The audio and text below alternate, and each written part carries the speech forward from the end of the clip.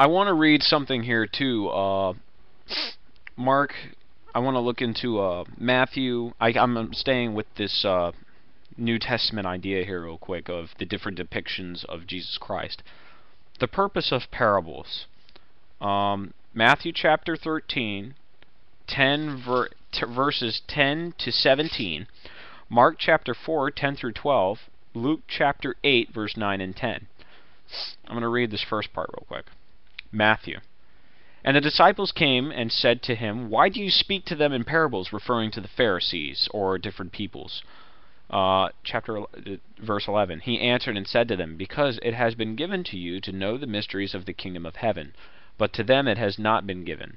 For whoever has, to him more will be given, and he will have abundance. But whoever does not have, even what he has will be taken away from him. Therefore I speak to them in parables, because seeing they do not see, and hearing they do not hear, nor do they understand. And in them the prophecy of Isaiah is fulfilled, which says, Hearing you will hear and shall not understand, and seeing you will see and not perceive. For the hearts of this people have grown dull. Their ears are hard of hearing, and their eyes they have closed, lest they should see with their eyes and hear with their ears, lest they should understand within their heart and turn, so that I should heal them. But blessed are your eyes, for they see, and your ears, for they hear. For assuredly I say to you that many prophets and righteous men desired to see what you see, and did not see it, and to hear what you hear, and did not hear it. What is this referring to? I think, honestly, I read it, the open-mindedness of people in general. This is why I tend to dislike ignorance, because this is what I believe Jesus is referring to. Ignorance. Ignorance of humankind. Not willing to look at all the information and give a true, honest opinion on what they may think of the universe, religion, who you think is God, or anything like that. The idea of ignorance is not allowing any kind of information to enter your head because you're afraid. Ignorance, I think, is breeded by fear. And you need to open your mind, guys. This is something I've also talked about in one of my earlier videos, the problem of influence, or the fundamental problem of influence. The fact is, you create these different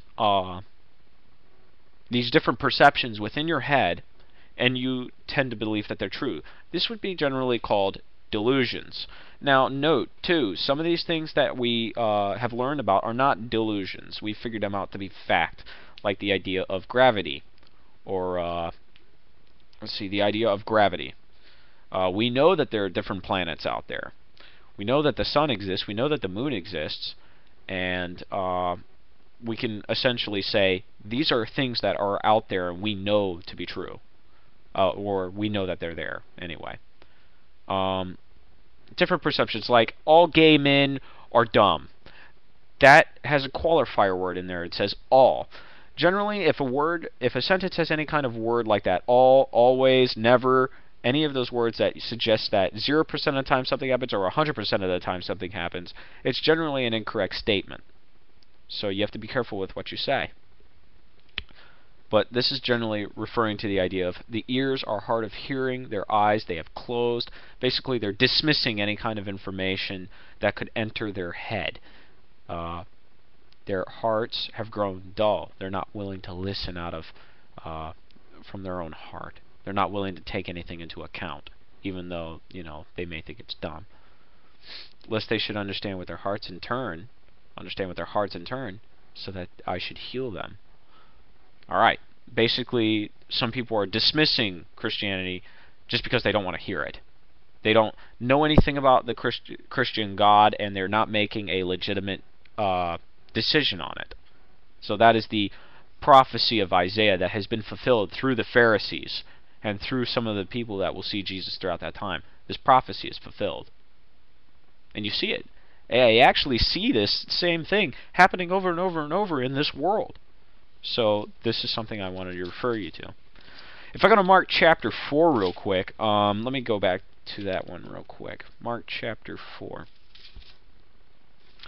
verse 10 through 12. The purpose of parables. But when he was alone, those around him with the 12 asked him about the parable, and he said to them, To you it has been given to know the mystery of the kingdom of God, but to those who are outside all things come in parables. Now notice, it doesn't necessarily say the same thing earlier as in Matthew, because Matthew suggested a different thing. But, yes, it also sees here too, seeing they may see, so that seeing they may see and not perceive, and hearing they may hear and not understand, lest they should turn and their sins be forgiven them. So, same idea, different words. Now, if I go to Luke chapter 8, verse 9 and 10, let me get to it. Okay. Wow, I'm starting to go epileptic, and well, not epilepsy, dyslexia, and I can't find my numbers. 9. Then his disciples asked him, saying, What does this parable mean? And he said, To you it has been given to know the mysteries of the kingdom of God, but to the rest it is given in parables, in that seeing they may not see, and hearing they may not understand.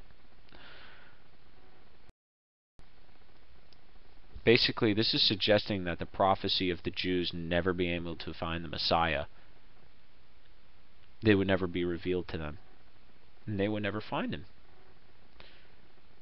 Because they always were searching, and they were so sure they're going to find him, and they actually crucified him and didn't know. And that suggests the ignorance of man, or ignorance of people that do not wish to be open-minded. So, all throughout those different depictions from Matthew to Mark to Luke, you notice that when I was reading them, they got smaller and smaller. What does this suggest? In lack of a better argument, I kind of look at it, and the way I perceive it is some people really weren't listening. I mean, some people, everybody has a different listening capacity. Maybe people don't get everything. Maybe they paraphrased it for lack of paper. That's the only thing you can really say. But the idea here is still with it. The idea is that why did he give all these messages in parables? The main things that you will see throughout all of them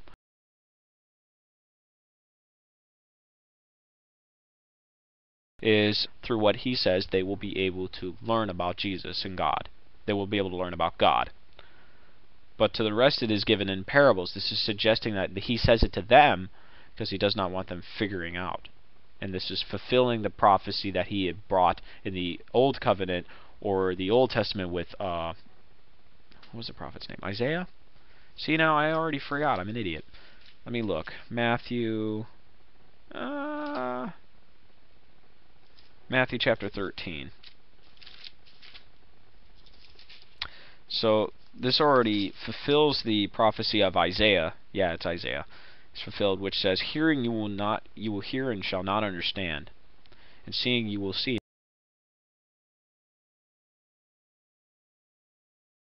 and not perceive. Here, for assuredly I say to you that many prophets and righteous men desired to see what you see, and did not see it, and to hear what you hear, and did not hear it. Basically, open-mindedness. That's what I look at. Open-mindedness is the key to finding God, or learning the mysteries therein. And even it says that reading the scriptures you will often see in the Bible is showing that you are blessed. So I want you guys to just take a look at that.